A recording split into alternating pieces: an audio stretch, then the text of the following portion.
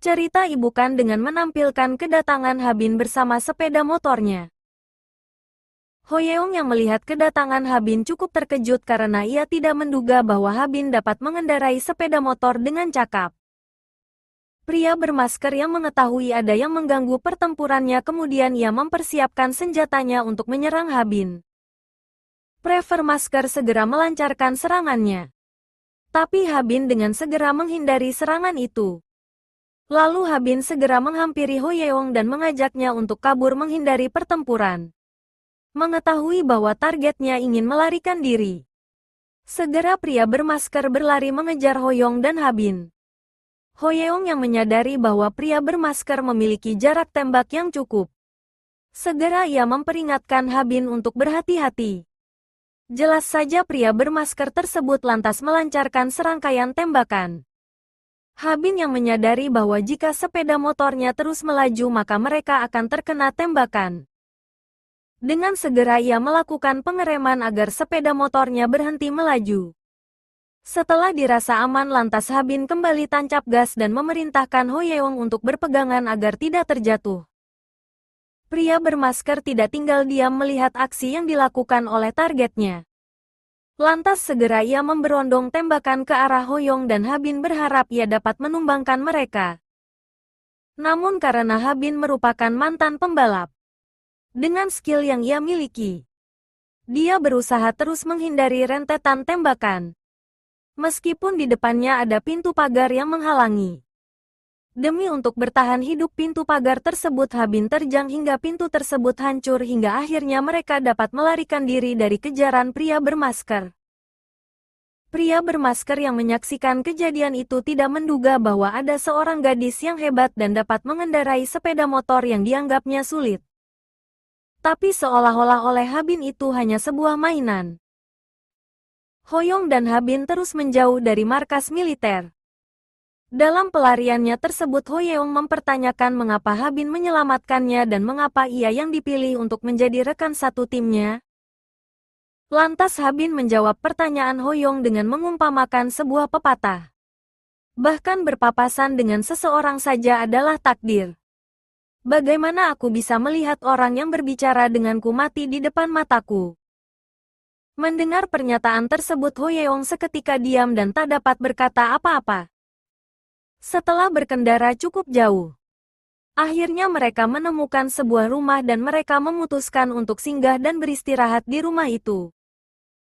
Di dalam rumah itu mereka menemukan kotak P3K dan segera mengobati luka akibat pertempuran sebelumnya.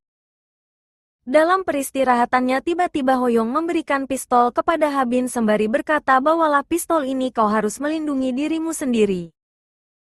Hoyeong lanjut menjelaskan bahwa sebenarnya ia mengikuti game ini untuk menemukan seseorang. Tapi tidak mudah menemukan seseorang di pulau sebesar ini. Aku perlu seseorang untuk membantu berkeliling. Jadi ayo buat tim seperti yang kau mau. Tapi aku tidak bisa melindungimu di situasi darurat. Kemudian Habin menanyakan kepada Hoyeong apakah tidak apa-apa jika dirinya tanpa senjata? Lantas Hoyeong beralasan bahwa sebenarnya ia lebih menyukai membunuh orang dengan tangan kosong karena itu lebih tenang. Tanpa diduga Habin menyerahkan kembali pistol tersebut kepada Hoyeong. Karena ia merasa bahwa pistol tersebut tidak akan berguna jika ia yang membawanya. Ia cukup lega bahwa Hoyeong dapat mempercayainya. Bisa saja setelah Hoyeong menyerahkan pistolnya, ia dapat menembakkan pistol tersebut ke arah Hoyeong. Sebenarnya tanpa Habin sadari pistol yang diserahkan Hoyeong kepada Habin adalah pistol kosong karena amunisinya telah Hoyeong keluarkan. Itu semua adalah rencana Hoyeong untuk menilai tindakan apa yang akan Habin lakukan setelah mendapatkan pistol itu. Akhirnya mereka setuju untuk membuat tim dan melanjutkan perjalanan mereka untuk mencari anggota Dewan Kim Nakso. Di dalam perjalanan Habin mempertanyakan sebenarnya siapa orang yang dicari oleh Hoyeong. Tapi Hoyeong tidak memberitahukannya dan berkata bahwa itu adalah sebuah rahasia. Dan jika ingin tetap menjadi tim sebaiknya Habin fokus untuk berkendara dan memperhatikan ke depan. Atas jawaban Hoyeong itu membuat Habin merasa kesal dan berpikir bisa saja ia menurunkan dan meninggalkannya di jalan. Lalu Habin berkata jika kau tak ingin memberitahukannya paling tidak kau harus tahu dia ada di mana. Jadi kau bisa memutuskan kita harus pergi ke arah mana. Atas perkataan Habin itu lantas membuat Hoyeong berpikir bahwa apa yang dikatakan oleh Habin benar adanya. Tidak mungkin mereka hanya berkeliling-keliling saja dan membuang-buang waktu tanpa arah dan tujuan. Setelah beberapa lama berkendara akhirnya mereka menemukan sebuah pemukiman. Mereka memutuskan untuk memeriksa pemukiman tersebut karena mereka tidak tahu orang yang Hoyeong cari berada di mana. Kemudian mereka menjelajahi pemukiman tersebut tapi tidak menemukan satu orang pun di sana. Ya jelas saja jika di tempat itu pasti tidak ada siapapun karena pulau itu sudah diatur untuk battleground. Ketika mereka tengah memeriksa salah satu tempat di pemukiman itu, mereka dikejutkan dengan penemuan beberapa mayat dan beberapa orang yang berdiri di sekitar mayat. Mereka menyadari bahwa telah terjadi pembantaian yang dilakukan oleh ketiga orang itu. Bisa jadi mereka bertiga telah membuat sebuah tim ketika berada di pesawat. Hoyeong berpikir jika ia menyerang mereka bisa saja ia mati dalam sekejap.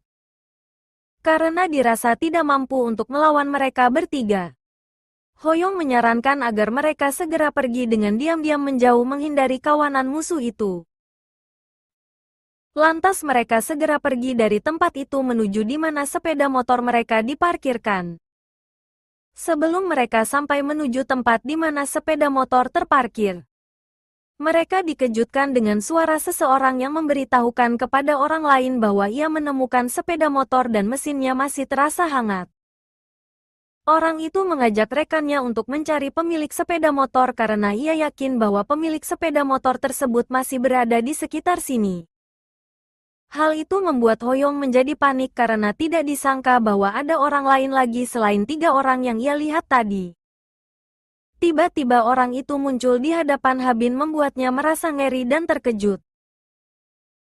Menyadari jika mereka sudah ditemukan. Dengan cepat Hoyeong melancarkan serangan dengan menggunakan sikunya. Dihantamkannya muka orang itu hingga pingsan. Akibat serangan itu membuat rekan musuh yang lain menyadari bahwa ada suara dan sesuatu yang janggal di belakangnya. Rekannya itu kemudian bertanya kepada orang yang telah tumbang itu apa yang terjadi dan apakah dia diserang oleh seseorang. Karena dirasa tidak ada jawaban, ia kemudian menodongkan senjatanya dan memeriksa ke arah sumber suara. Dirasa tidak ada pilihan Hoyeong mencoba menyerang orang tersebut menggunakan pistolnya. Namun karena orang itu telah siaga. Melihat tangan Hoyeong yang menjulur keluar dari balik dinding dengan cepat dia melancarkan rentetan tembakan hingga membuat pistol Hoyeong jatuh terpental.